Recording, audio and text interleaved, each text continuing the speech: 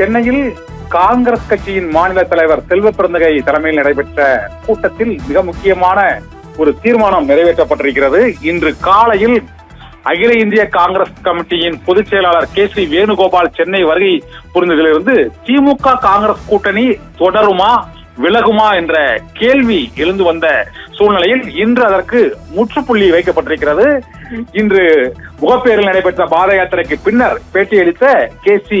வேணுகோபால், நாங்களும் ஒரு அரசியல் கட்சிதான், எங்களுக்கும் சில லட்சியங்கள் இருக்கின்றன என்றும் திமுகவுடன் இணைந்து வகுப்புவாத சக்திகளுக்கு எதிராக தொடர்ந்து போராடுவோம் என்று அவர் திட்டவட்டமாக தெரிவித்திருக்கிறார். இதனால் திமுக காங்கிரஸ் கூட்டணி இன்றும் தொடர்கிறது என்பதுதான் இப்போது உள்ள மிக முக்கியமான செய்தி.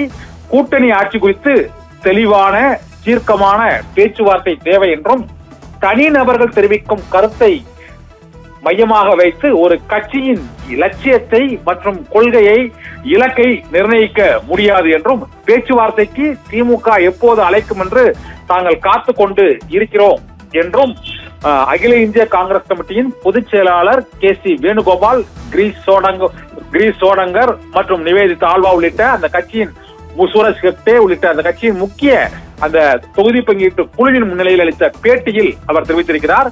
தாவேகாவுடன் கூட்டணி அமைக்கப்படுமா என்ற கேள்விக்கு ஊகங்களுக்கு பதில் அளிக்க முடியாது என்றும் கூட்டணி கட்சிகளுக்கு ஆதரவாகவோ எதிராகவோ பேசக்கூடாது என காங்கிரஸ் தலைமை உத்தரவிட்டு இருக்கிறது என்றும் கே.சி. வேணுகோபால் திட்டவட்டமாக மீண்டும் தெரிவித்திருக்கிறார். காங்கிரஸ் கட்சியில் விருதுநகர் எம்பி மாணிக்கம் தாகூர் மற்றும் வியூக வகுப்பாளர் பிரவீன் சக்கரவர்த்தி ஆகியோர் தொடர்ந்து ட்விட்டர் பதிவிலும் பேட்டிகளிலும் திமுகவுக்கு எதிராகவும் திமுக அறிவிக்கக்கூடிய அந்த 5000 ரூபாய் மகளிர் உரிமை தொகை திட்டங்கள் வரை அவர்கள் எதிர்த்தும் திமுக போட்டியிடக்கூடிய மதுரை வடக்கு தொகுதியை கேட்டும் யாருக்கும் அடிமையாக இருக்க மாட்டோம் என்று மதுரை மாவட்டத்தில் ஒரு செயற்குழு கூட்டத்தில் தீர்மானமும் நிறைவேற்றியதை அடுத்து திமுக தரப்பில் ஒரு எச்சரிக்கை விடுக்கப்பட்டதாக கூறப்பட்டது.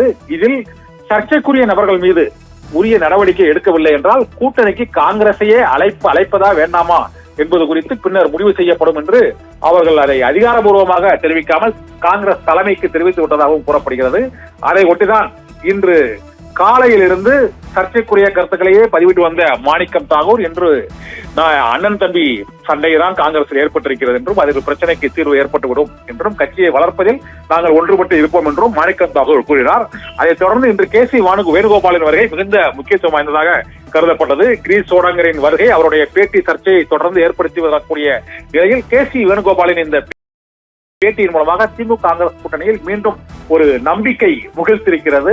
இந்த கூட்டணி கூட்டணியாக தொடரும் என்றும் உறுதியாகி இருக்கிறது. தாவேகாவுக்கு செல்வதற்காகத்தான் இந்த கூட்டணி நிபந்தனைகளை காங்கிரஸ் கட்சி வைக்கிறதா என்ற கேள்விக்கும் இன்று பதிலளித்த கே.சி. வேணுகோபால், ஊகங்களுக்கு எல்லாம் நாங்கள் பதில் கூற முடியாது என்று கூறியிருக்கிறார். மேலும் திமுக கூட்டணி தொடர்பாக உறுதியான திட்டவட்டமான முடிவை காங்கிரஸ் தலைமை அறிவிக்கும், ராகுல் காந்தி அறிவிப்பார் என்றும் பேச்சுவார்த்தைக்கு திமுக அழைக்கும் என்று நாங்கள் காத்துக் கொண்டிருப்பதாகவும் சென்னையில் வேணுகோபால் பேட்டி அளித்திருப்பதன் மூலமாக திமுக காங்கிரஸ் இடையேயான அந்த சர்ச்சைக்கு ஒரு தற்காலிக முற்றுப்புள்ளி வைக்கப்பட்டிருக்கிறது.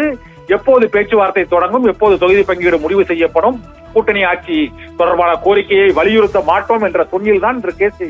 வேணுகோபாலின் பேட்டியும் இன்று மாவட்ட காங்கிரஸ் தலைவர்களின் கூட்டத்தில் நிறைவேற்றப்பட்ட தீர்மானத்திலும் இருப்பதாக உறுதிப்படுத்தப்பட்டிருக்கிறது. இதனால் கூட்டணி ஆட்சி குறித்தோ பொது வெளியில் கூட்டணி பற்றி கருத்துக்களை தெரிவிப்பது தனிநபர் கருத்தாகவும் இனிமேல் இருக்கக்கூடாது என்றும் காங்கிரசின் பொதுச் செயலாளர் வேணுகோபால் மீண்டும் எச்சரிக்கையை விடுத்திருக்கிறார். இதற்கு முன்பு 2 முறை எச்சரிக்கை விடுக்கப்பட்டும் அந்த எச்சரிக்கைகள் மீறப்பட்டது. இந்த முறை இந்த எச்சரிக்கையை மீறாமல் காங்கிரஸ் நிர்வாகிகள் இருப்பார்களா என்பதை ஒட்டிதான் திமுக காங்கிரஸ் கூட்டணி தேர்தல் வரை தொடருமா தொடராதா என்பது குறித்து முடிவெடுக்கப்படும். இந்த சூழ்நிலையில் இப்போது சென்னை அண்ணா அறிவாலயத்தில் தேர்தல் மண்டல அந்த பொறுப்பாளர்களுடன் திமுக தலைவரும் முதலமைச்சருமான மு.க. ஸ்டாலின் ஆலோசனை நடத்தி வருகிறார். இதனால் 22ஆம் தேதி திமுக தொகுதி பங்கீட்டு குழு பேச்சுவார்த்தை முதலில் காங்கிரஸ் கட்சியுடன் தொடங்கும் என எதிர்பார்க்கப்படுகிறது.